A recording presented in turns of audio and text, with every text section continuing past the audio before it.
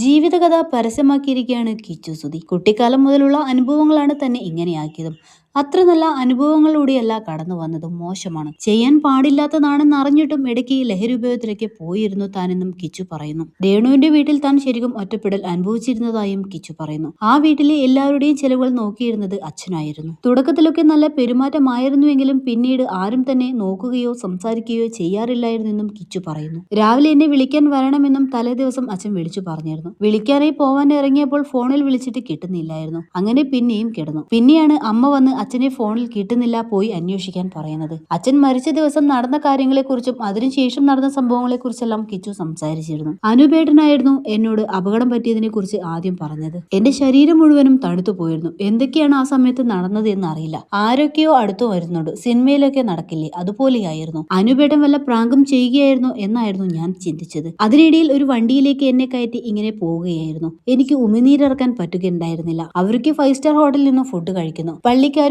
അളിയനുമായിരുന്നു കൂടെ ഉണ്ടായിരുന്നത്. പോകുന്ന വഴിക്ക് ആ വാർത്ത ഇട്ടിരുന്നു. അപ്പോഴാണ് ഞാനത് കണ്ടത്. മുഖത്തെ തുണി മാറ്റി അച്ഛനെ കാണിച്ചു തന്നു. അച്ഛൻ ഇനി ഇല്ല എന്ന് അപ്പോഴാണ് മനസ്സിലായത്. ഇനി ആരുണ്ട്, എന്തു ചെയ്യണമെന്ന് അറിയില്ല. എടാ, ഇനി അങ്ങോട്ടെല്ലാം നോക്കിക്കോളാം എന്ന് അനൂപേട്ടൻ പറഞ്ഞിരുന്നു. കൊല്ലത്ത് കൊണ്ടുപോയി കാണിക്കാനും പറഞ്ഞിരുന്നു. പള്ളിക്കാരും പപ്പയും എല്ലാം കഴിഞ്ഞപ്പോൾ 1,80,000 രൂപയുടെ ബിൽ തന്നിരുന്നു. എല്ലായിടത്തും ഞാൻ തന്നെ ചെന്ന് കാര്യങ്ങൾ പറഞ്ഞു. അങ്ങനെ അത് 80,000 ഫ്ലവേഴ്സിലേക്ക് അയച്ചു കൊടുത്തു. ആ സമയത്ത് അമ്മയ്ക്ക് നല്ല സ്നേഹമായിരുന്നു എന്നോട്. എല്ലാ കാര്യത്തിനും കൂടെ ആൾക്കാരുണ്ടായിരുന്നു. കുറച്ചു ദിവസം കഴിഞ്ഞപ്പോൾ അതും ഇല്ലാതായി. എന്തു ചെയ്യണമെന്നറിയാത്ത അവസ്ഥ. അങ്ങനെ ഡ്രഗ്സ് ഒക്കെ ഉപയോഗിക്കുമായിരുന്നു. കണ്ണടച്ചാൽ അച്ഛന്റെ മുഖമാണ്. ഉറങ്ങാൻ പോലും പറ്റുന്നുണ്ടായിരുന്നില്ല. ആ വീട്ടിൽ അഡ്ജസ്റ്റ് ചെയ്യാൻ പറ്റില്ലായിരുന്നു. നീ എവിടെയാ, കഴിച്ചോ എന്ന് ചോദിക്കാൻ പോലും അവിടെ ആരും ഉണ്ടായിരുന്നില്ല. അച്ഛന്റെ ചടങ്ങുകളൊക്കെ ചെയ്യാൻ കൊല്ലത്ത് പോയിരുന്നു.